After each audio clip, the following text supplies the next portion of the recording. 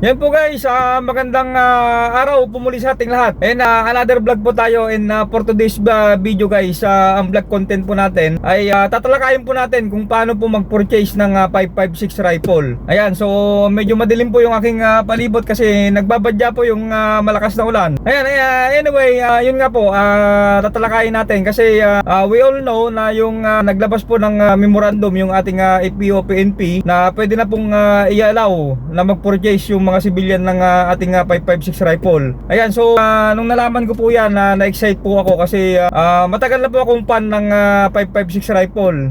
Yung tatay ko po kasi, yung lolo ko, mga pulis po yan dati, kaya nakikita ko po yung kanilang mga, since nung ako elementary, nakikita ko po yung mga ano nila, mga 5.56 rifle, kaya sabi ko hindi maiwasan na laruin dahil nga bata. Yan, so tumatak po sa utak ko yung ating 5.56 rifle. Lalo na po yung kung nung lumabas po yung M4 dati, so nagandahan po ako yung forma. So since before nga hindi pwedeng mag-purchase yung ating mga civilian ng 5.56 rifle, so hanggang tingin na lang po tayo. Ayan, tinitingnan lang po natin yung forma ng 5.56. So ito nga po, nabigyan tayo ng pagkakataon. So himala, hindi na po natin napapalagpasin itong pagkakataon na to. So nung nalaman ko po na pwedeng mag-purchase, inalam ko po kung paano, ano yung mga requirements para makapag-purchase ng ating 5.56 rifle. Okay, so na-find out ko nga na ang requirements para makapag-purchase tayo ng ating 5.56 rifle ay unang-una po, kailangan po yung ating LTAP ay Type 3. Ayan, yan po yung isang requirements nila na nire-require para makapag-purchase po tayo ng ng 5.56 rifle. So yun nga po, kasi ako po ay Type 2. So kakagaling ko lang po nung sa Krame nung isang araw. So pumunta po ako doon para i-upgrade yung aking LTAP from Type 2 to Type 3. So ano nga ba yung procedure? Paano natin, ano yung procedure para ma-convert po natin or ma-upgrade po natin yung ating LTAP? Let's say ikaw ay kahit Type 1, LTAP Type 1, i-convert mo sa Type 2. At yung Type 2, i-convert mo sa Type 3. At yung Type 1, pwede mo i-rekta, i-convert sa Type 3. So ang procedure po niyan, ano po yung mga ibang requirements na kailanganin nila, yung experience ko po, wala naman pong requirements na additional. Ang ginawa ko lang po ay nag-proceed po ako sa FPO sa Krame, doon po sa second floor. Doon po ako nag-proceed kasi nandun po yung ang pupuntahan po natin doon ay IT concern. Ayan, so since mag-i-expert na po yung aking LTAP, sinabay ko na po yung renewal ng aking LTAP at yung pag-upgrade po ng aking Type 3 LTAP ay sinabay ko na po yun. So ang procedure po na ginawa ko, nag-proceed po ako dun sa second floor. So dun sa entrance, kumuha po ako ng aking ticket number. So dun sa ticket number, ang unang gagawin ko po kasi bago ko po ipoproceed yung renewal po ng aking LTAP, kailangan ko po munang i-upgrade yung aking type na Type 2 from to Type 3 bago po ipoproceed yung renewal, para sa ganon pagka nag-generate na po ng reference number yung land bank, automatic po yung marirecompute niya po ay yung Type 3 na. Ayan, so yun po muna yung unang procedure ang ginawa ko. So nagpunta ako dun sa second floor, then IT concern. Dun sa IT concern, ang kinailangan na lang naman po na requirements, kinuha lang po yung aking LTAP, yung aking LTAP na Type 2. So kinuha niya po yun, then sinearch sa computer yung aking profile, sa online profile ko. Then may ginalaw lang po siya doon sa sa computer. So tinag niya lang po siguro yon from Type 2 to Type 3. Then yun na po, sinave niya. Then in-inform niya po ako na okay na po yung aking Type 3. So ganoon lang po kadali. Ganoon lang po yung kadali yung pag-upgrade ng Type 2 to Type 3. So ganoon din po yon yung Type 1 to Type 3. So of course wala silang hininging mga requirements, pero asahan nyo po guys, magmamahal po yung babayaran nyo ng dun sa inyong LTAP. Kasi yung Type 1, mayroon ka lang, I think, 2 firearm lang pwedeng kunin mo doon. Yung Type 2, 5 firearm. At yung Type 3, so magiging 10 na, mas marami ng firearm ang pwede mo lang kunin. So as expected po, dahil marami ka ng firearm na pwedeng kunin, tataas po yung babayaran sa LTAP. Let's say yung sa akin po, nag-upgrade po ako sa Type 3, binayaran ko po doon 5 years validity lang po kasi ang kinuha ko, wherein 7.5 po yung presyo ng 5 year validity. Yung 10 years po kasi yata ay nasa around 15,000. Ayan, so namili lang po ako ng 5 years. Masyado lang matagal yung 5 years, so makakaipon na naman po ako para ma-renew ko po yung aking LTAP. enough dun sa 5-year na yon, kaya sa pipili ako ng 10-year.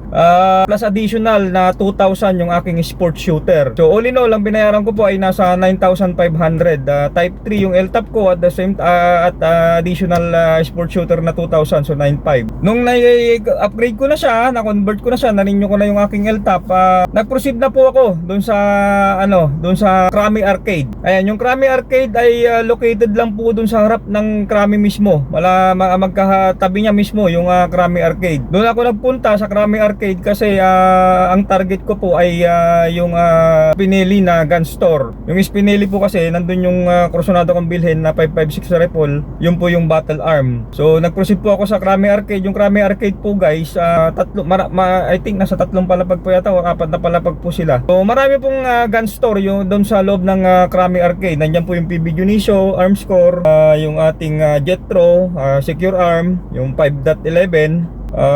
Siyempre ang ranta ko po dito yung Spinelli nga po. Ayan, so nag-proceed po ako sa Spinelli dahil yung battle arm na nakita ko sa online ay dun po. Yung sila po yung mayroon pong available na battle arm po sa kanila. Pero that time po yung battle arm na nakita ko po sa kanila ay 14.5 inches lang po yung barrel length niya. Braso kasi baka lalong ipitin yan. Pagka gano'n, makulit ka. Oo. Yeah. Pero so far, boss, ano yung requirements natin dito? Kailangan ba ng LTAP na type 3? Type 3. Yes, sir. Okay. Type 3. Pero for sure ito parang PCC. Pag dinala mo sa range, hindi permito carry. PTT siguro kailangan. PTT. 5.56 naman yan. Oo.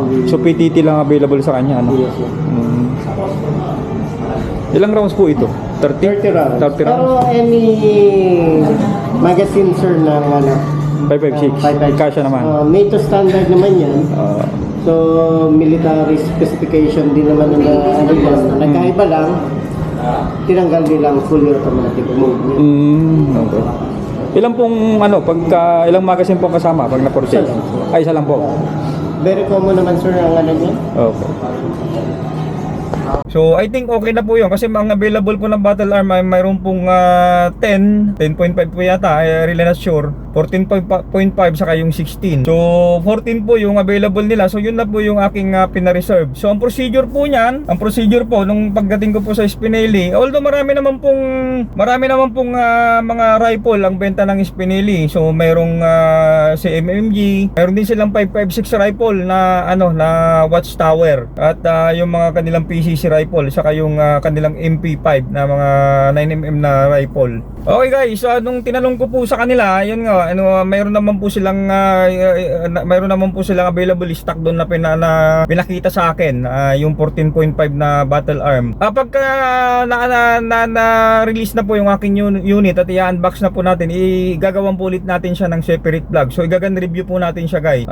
But for this vlog, po muna, focus po muna tayo kung paano po siya bilhin. So yung mga ibang gun review, hindi po muna natin i-mention dito. So focus po tayo kung paano siya i-purchase. So yun yung number 1 na kailangan type 3 yung LTAP. Then nag-proceed po ako sa Spinelli. Then binigyan po ako ng order slip. Sinabi ko sa kanila na kung po pwedeng mag-down na ako, mag-down payment na ako para ma-preserve ko na yung unit. So binigyan po nila ako ng order slip. Dun sa order slip, of course nandun yung pangalan mo, yung contact number, yung model ng unit, tapos yung processing fee nila. At yung processing fee nila na siyempre yung processing fee hindi naman mawawala yan. Parating may processing fee tayo pagka nag-purchase ng firearm kasi nandun po yata yung ating firearm registration. So really not sure kasi hindi ko nakalimutan ko itanong. Pero nandun na po yung amount na nilagay po nila yung processing fee. Then naka-attach po dun sa order slip, nandun po yung firearm registration application form ng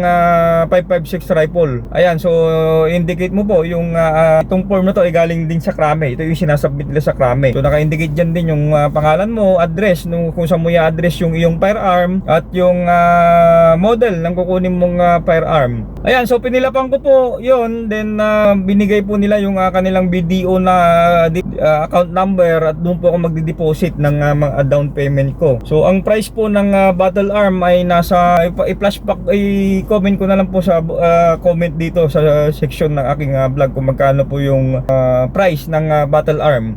at magkano po yung down payment na pwede nating i-down. Ayan, so binigay po sa akin yung video, doon daw ako mag-down ng reservation fee ko. Tapos binigay po nila yung contact number nila sa Viber at doon na lang daw po yung communication namin sa Viber. So ipo-forward ko po sa kanila yung deposit slip ng down payment ko. Okay guys, as additional information, yung ating 556 rifle ay hindi po natin siya pwedeng kuhanan ng PTC4. Ayan, so pagka gusto nating dalhin siya sa ating firing range para for practice purposes, kaya PTT lang po ang pwede nating kunin sa kanya. So dun sa ating pistol, pag kumukuha po tayo ng PTT online, ang binabayaran ko po dun ay yung one way is 200.